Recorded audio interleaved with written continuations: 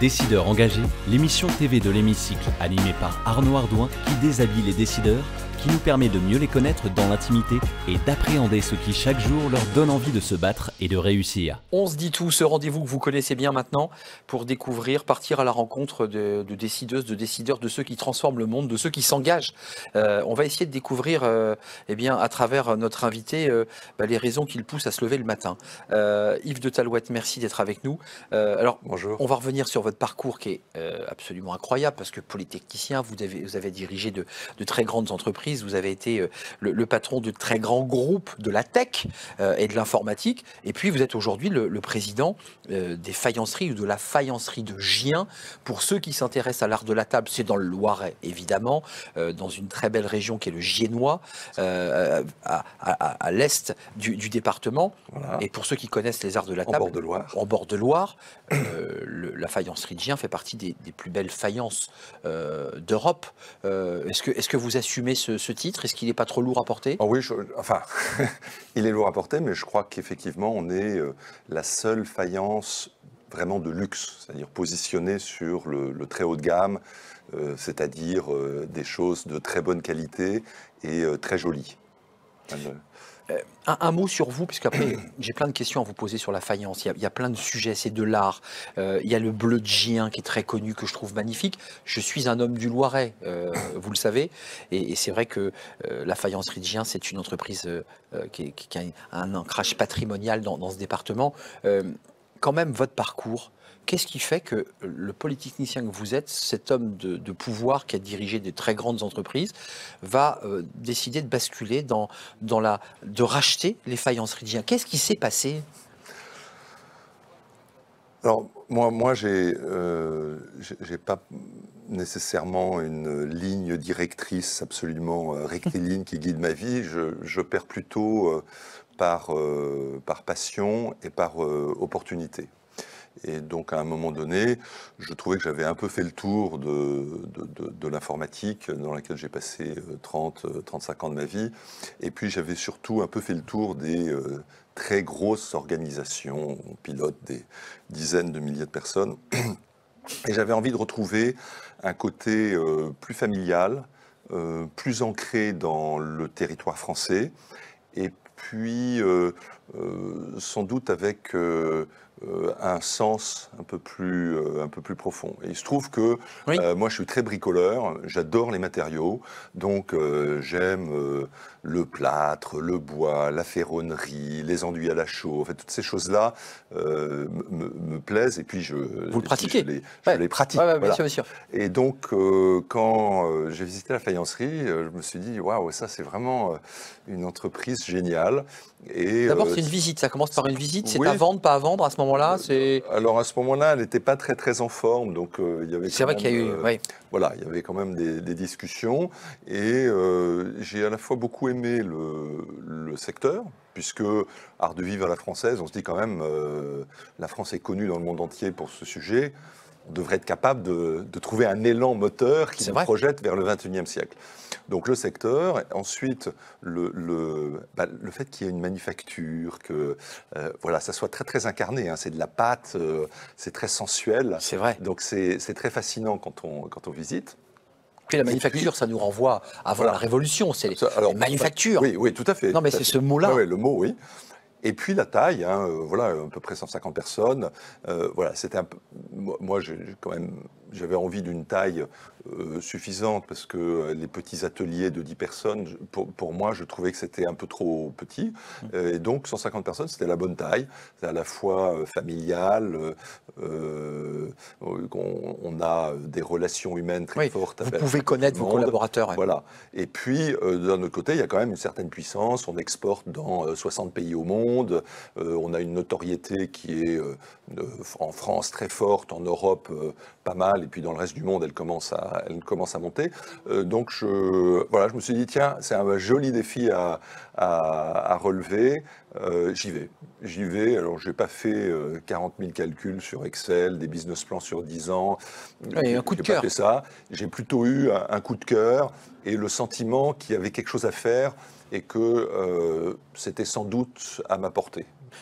La faïencerie va fêter ses 200 ans. C'est pour ça que j'évoquais tout à l'heure cette période autour de la Révolution. Elle a fêté ses 200 ans. Elle les a fêtés. Elle les a fêtés l'année dernière. C'est une vieille dame. 2021. On a été fondé en 1821. C'est ça, 1821. Concrètement, les salariés qui poussent la porte tous les matins de votre entreprise, c'est la vôtre. Moi, je les ai croisés. Il y a une passion incroyable dans le travail qu'ils effectuent. D'abord parce que c'est quoi? C'est des techniciens, c'est des artistes. Parce que d'abord, il y a un travail de conception, mais il y a aussi un travail très traditionnel sur la couleur, sur la manière dont on va fabriquer cette couleur. Je trouve ça magique. C'est ça qui vous a aussi plu, espèce de mix entre l'industrie et de l'art? Oui, oui, absolument. Alors, je dirais qu'on est un mix très particulier. Je ne connais pas beaucoup d'entreprises qui font ça, entre l'industrie, parce qu'on a quand même des grosses machines, il y a des process, il y a un bureau. Là, il y a de l'industrie. Là. Vraiment un côté industriel. Un côté artisanat, dans le sens où l'objet qu'on fabrique passe à travers une trentaine de paires de mains. Donc le geste que l'on fait est important et ça prend, selon les gestes, entre 6 mois et 2 ans d'apprentissage pour vraiment le maîtriser. Donc voilà, on peut parler d'artisan, voire même d'artisanat d'art de temps en temps. Et puis, troisième ingrédient que vous avez mentionné, qui est tout à fait vrai, c'est le côté vraiment artistique, oui. Dans le sens où Gien est très connu pour collaborer tous les ans avec un artiste qui lui peint, finalement, qui lui crée les décors pour lesquels on est si connu. Finalement, pourquoi est-ce que Gien est connu? Il est connu en gros pour la couleur, les magnifiques décors qui ornent, que ce soit nos potiches, nos vases, nos assiettes. Et ces décors, ils ne sont jamais faits à la machine. Ils sont toujours issus du crayon ou du pinceau d'un artiste. Et quelque part, ce côté artistique, donc humain, qui habite le décor, c'est assez curieux, mais vous le retrouvez dans l'objet. Et moi, j'ai comparé évidemment beaucoup de décors, puisque j'arrête pas d'essayer de regarder les concurrents, de faire attention. Eh bien, je reconnais qu'un décor dessiné par un artiste et avec son âme, on le voit, c'est vrai, quelque part véhicule quelque chose que ça traverse. Oui, c'est très mystique, c'est très étrange. Ouais. Oui, je comprends très bien ce que vous dites. Et donc c'est une belle combinaison, je trouve, ces trois ingrédients. On va passer à la question Excelia, mais qui va renvoyer d'ailleurs aux questions de l'accueil de vos collaborateurs et de la difficulté parfois même de les trouver, parce que c'est pas si simple de transmettre, de donner envie aux jeunes de s'asseoir, de peindre. C'est pas si simple. C'est la question Excelia tout de suite, qui est notre partenaire, et on découvre votre question.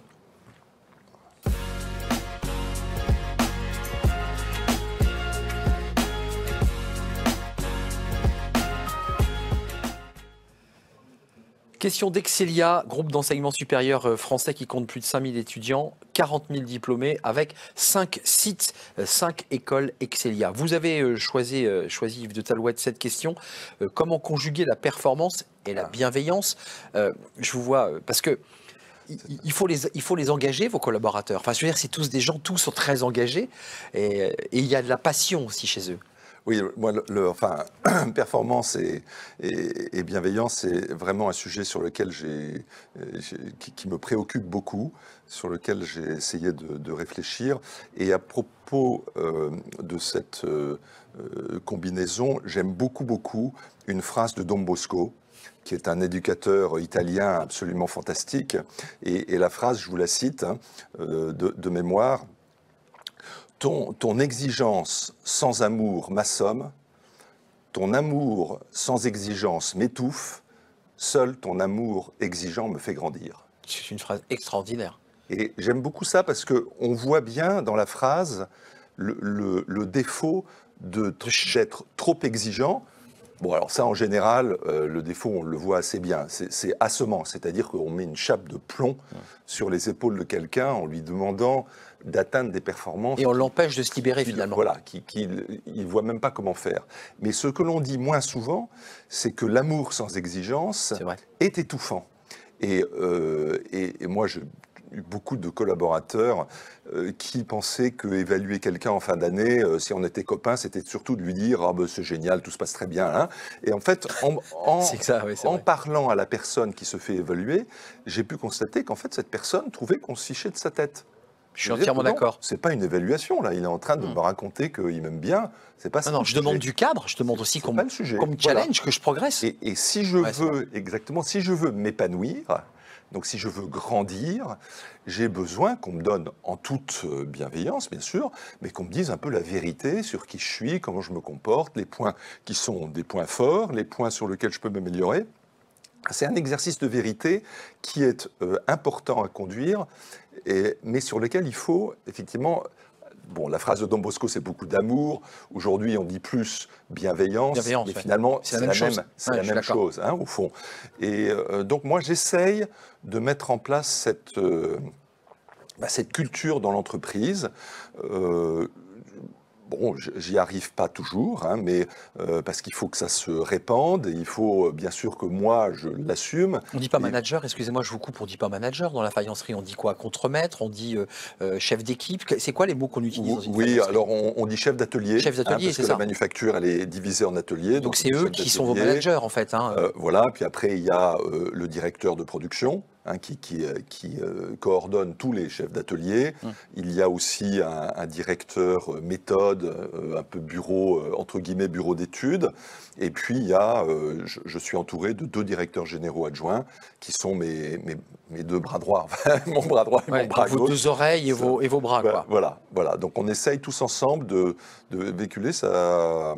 Voilà, je trouve qu'aujourd'hui, on commence à être dans cette culture et c'est très satisfaisant. 150 salariés, on est d'accord, oui, hein, Yves, 150 avec l'hypothèse rapidement, mais d'embaucher, c'est-à-dire que vous vous dites avec l'accélération que je fais, l'effort que je fais à l'export, la marque que vous développez, et vous venez aussi nous en parler, ça me donne la possibilité d'embaucher ou pas? Ou là, pour l'instant, vous restez à 150? Alors, depuis 2 ans, on voit une très très belle dynamique commerciale s'enclencher.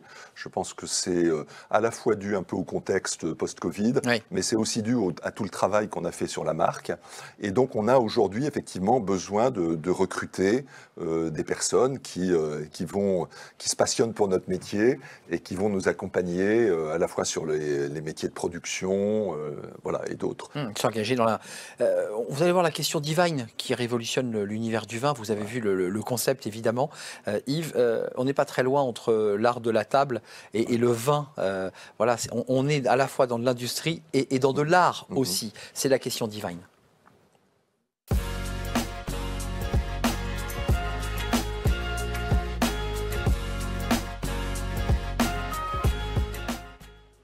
Alors les vins, les spiritueux avec l'aéronautique, ça représente 75% de notre balance commerciale. C'est un chiffre évidemment très très important. Que peuvent faire les pouvoirs publics? Alors c'est presque une question de l'hémicycle, hein, on chevauche, mais que peuvent faire les pouvoirs publics pour encourager l'émergence de champions de la wine tech? Et j'ai envie d'élargir moi la question, pour permettre à des acteurs comme vous de l'art à la française de pouvoir émerger, d'être soutenus, vraiment soutenus. Alors, ma réponse va peut-être un peu vous surprendre, mais moi je suis convaincu que ce que peuvent faire les pouvoirs publics de mieux, c'est de ne rien faire. C'est-à-dire que on a tendance... je trouve qu'en France, on a tendance, dès qu'on a un bobo, à se tourner vers l'État et dire ah, venez me soigner, venez là. Et donc cette ambiance, cette culture générale pousse à la déresponsabilité. Et finalement, c'est jamais notre problème, c'est toujours le problème de l'État. Laissez-nous faire, quoi, laissez-nous gérer. Voilà. Donc pour moi, l'État doit surtout pas s'occuper du vin, des faïenceries, des machins. Hein. Il doit nous laisser tranquilles. Il doit, si possible, alléger la monstrueuse quantité de réglementation qui nous étouffe complètement. Donc alléger le code du travail, alléger les réglementations de ci, les réglementations de ça. Enfin, moi, j'ai des inspections quasiment tous les mois. Donc remettre l'initiative un peu au cœur du dispositif. Exact. Et de l'entrepreneur. Faire confiance aux entrepreneurs qui, dans l'immense majorité, adorent leur entreprise, aiment beaucoup leurs collaborateurs et se défoncent tous les jours. Et puis voilà. Et l'État il vous balise, c'est tout. Voilà. Voilà, la macroéconomie, le cadre général, et qui viennent surtout pas tripatouiller les choses, que ce soit dans le vin, dans la faïence ou ailleurs. Ça va peut-être. Je suis désolé de cette réponse peut-être un peu brutale. Elle est intéressante. Mais elle est ancrée dans mon. Laissez-nous vivre aussi, laissez-nous développer. Voilà. Yves de Talouette, dernière question, c'est la question de l'hémicycle. Alors là, on chevauche un peu les deux, parce que cette réponse que vous faites, vous allez peut-être la reposer dans le cadre de la question de l'hémicycle. Face caméra, vous allez pouvoir interpeller ceux qui votent les lois, et c'est tout de suite.